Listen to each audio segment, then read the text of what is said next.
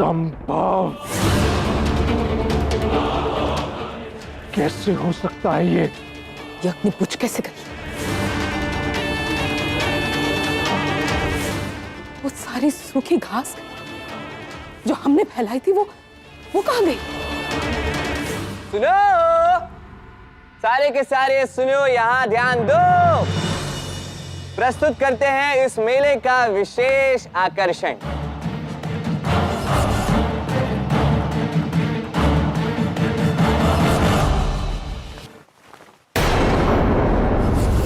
आपके सामने प्रस्तुत है सूखी घास का ढेर। अब इस पे आप सब उछलने का आनंद तो उठाइए, बहुत आनंद आएगा, क्योंकि ये घास केवल जलाने के ही नहीं,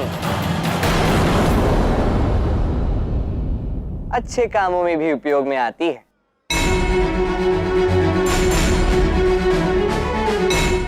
तो सबसे पहले कौन आएगा? अरे दाऊ आ गए, दाऊ आइए।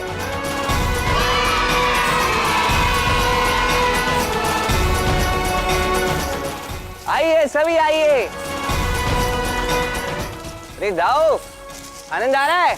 अरे आओ आओ, तुम भी हमारे साथ कूदो, बहुत आनंद आ रहा है। क्यों बच्चों?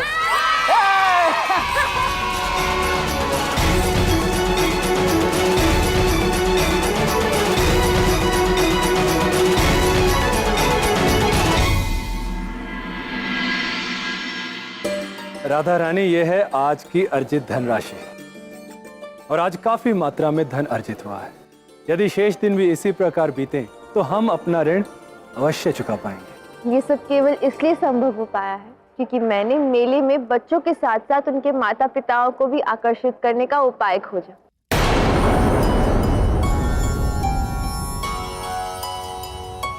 देख रहे होगा ना, मेले के प्रबंध से लेकर लोगों को यहाँ लाने तक के प्रत्येक कार्य को हम सबने मिलकर किया है। तो राधा इन सब का श्रेय अकेले कैसे ले सकती है? उसे हम सबकी भी प्रशंसा करनी चाहिए। वो ऐसा कुछ भी नहीं करेगी दाऊ। किंतु क्यों? क्योंकि हमारी राधा हम सब से दूर जा रही है केवल स्वयं के पास।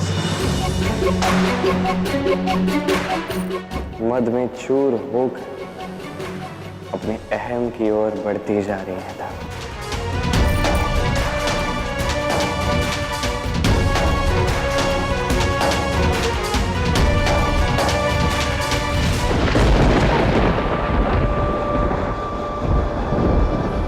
हमें किसी भी प्रकार से राधा को रोकना ही होगा मां।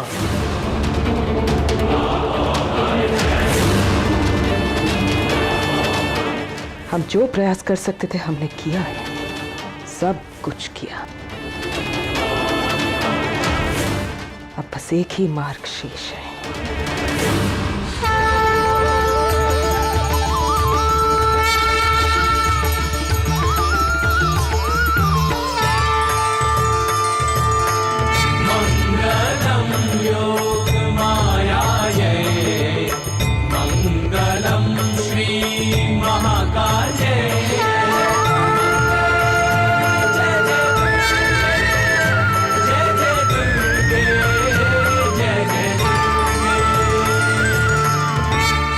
तो चैत्र नवरात्रि के तीसरे दिवस पर आराधना करते हैं माता चंद्रघंटा की। तो ये कथा है तब की जब महादेव शिव शंभु देवी पार्वती से विवाह करने के लिए उनके द्वार पहुंचे अपनी बारात लेकर।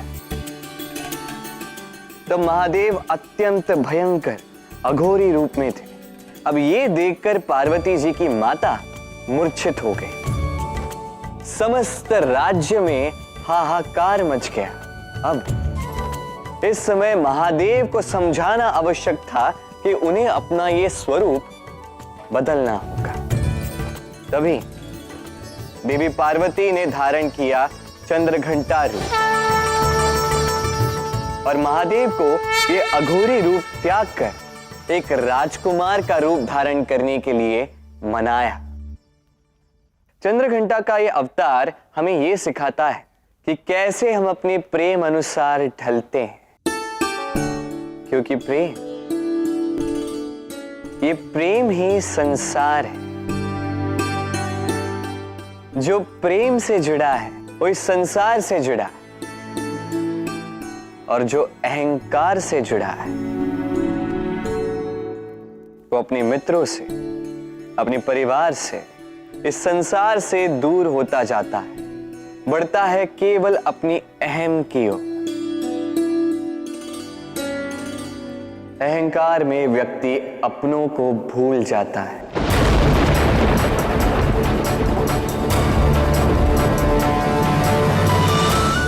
तो चैत्र नवरात्रि के इस तीसरे दिवस पर, इस शुभ दिवस पर आप सभी को शुभकामनाएं। अपनी भीतर की चंद्रघंटा स्वरूप को जागृत कर अहंकार को अपने ऊपर हावी ना होने दें। बोलो माता चंद्रघंटा की।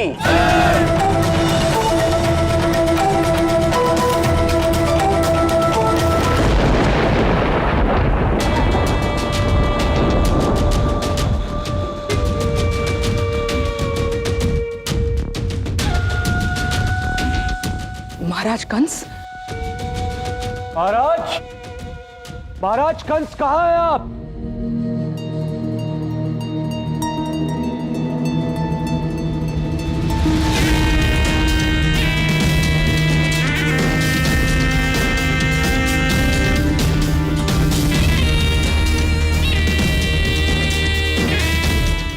महाराज राधा का मेला सफल हो रहा है।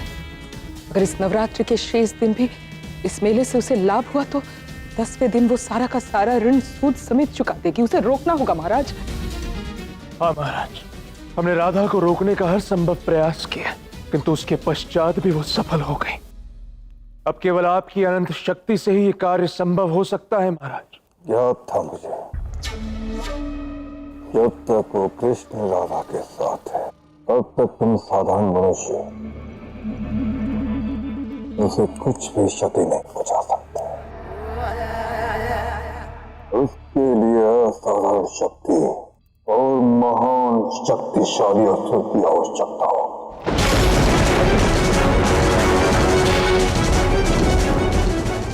ओम ह्रीं चामुंडाय नमः। ओम ह्रीं चामुंडाय नमः।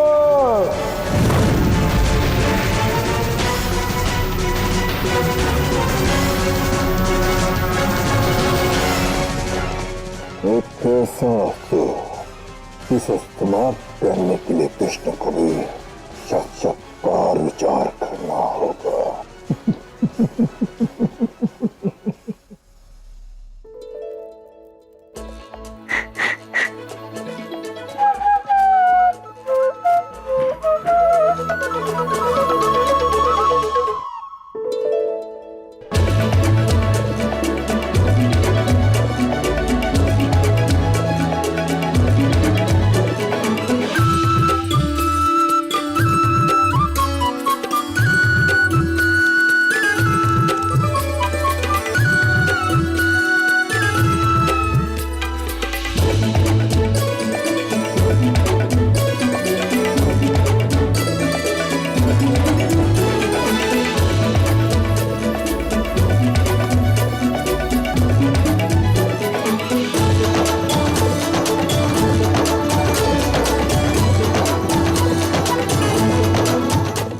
जानना नहीं चाहते कि ये सब मैं क्यों कर रही हूँ?